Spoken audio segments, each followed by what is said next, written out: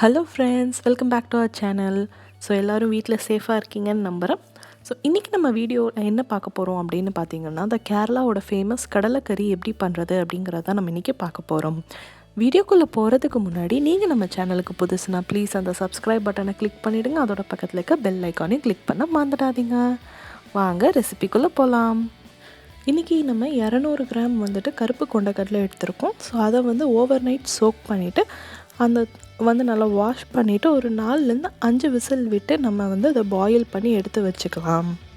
குழம்புக்கு இன்றைக்கி நான் 3 டேபிள் ஸ்பூன் நல்லெண்ணெய் எடுத்திருக்கேன். நீங்கள் நல்லெண்ணெய்க்கு பதிலாக நார்மல் இல்லைனா கடலெண்ணெய் கூட யூஸ் பண்ணலாம். எல்லாமே நல்ல டேஸ்ட் கொடுக்கும். ஸோ எண்ணெய் காஞ்சதுக்கப்புறம் நம்ம கடுகு, கொஞ்சமாக சீரகம், அப்புறம் கொஞ்சம் வெந்தயம் போட்டு தாளிச்சுக்கோங்க. இதோடு நான் ஒரு கொத்து கருவேப்பிலையும் போட்டு தாளிச்சிக்கிறேன். இது நல்லா பொரிஞ்சு வந்ததுக்கப்புறம் கொஞ்சமாக பூண்டு ஒரு 4லேருந்து 5 பல் பூண்டும் போட்டு அதையும் நல்லா தாளித்து வதக்கிக்கோங்க. ஒரு மீடியம் சைஸ் வெங்காயத்தை ஸ்லைஸ் பண்ணி எடுத்துருக்கேன். ஸோ அதையும் போட்டு இதில் நம்ம இந்த எண்ணெயில் வதக்கிக்கலாம்.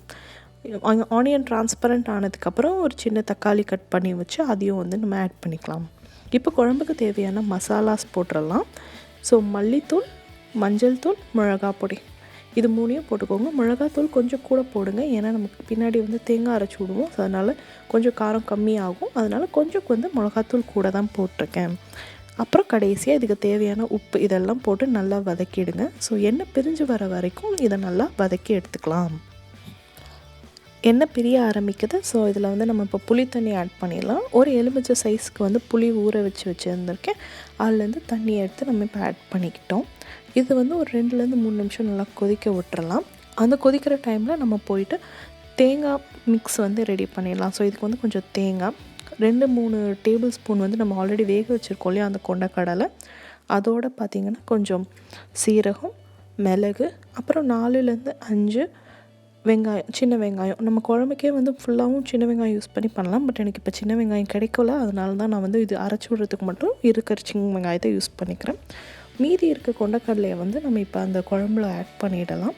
ஆட் பண்ணி இது நல்லா கொதிக்கட்டும் ஒரு 10 நிமிஷத்துக்கு. நம்மளோட தேங்காய் மிக்ஸ் ரெடி பண்ணியிருக்கோம் இல்லையா, இப்போ அந்த தேங்காய் மிக்ஸையும் இதில் ஆட் பண்ணிடலாம். ஆட் பண்ணி எல்லாமே சேர்த்து மூடி வச்சு ஒரு 10லேருந்து 15 நிமிஷம் நல்லா மீடியம் ஃப்ளேமில் அது சிம்மரில் கொதிக்கட்டும். கொதித்து முடிக்கும் போது பார்த்திங்கன்னா நல்லா எண்ணெய் இது மாதிரி பிரிஞ்சு வரும். அவ்வளோதாங்க, நம்மளோட கடலைக்கறி சூப்பராக ரெடி ஆயிடுச்சு.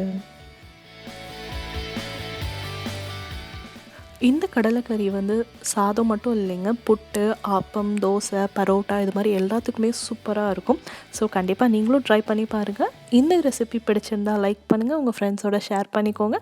இன்னொரு இன்ட்ரெஸ்டிங்கான வீடியோவோடு உங்களை அடுத்தது சந்திக்கிறேன் friends. Until then, bye bye.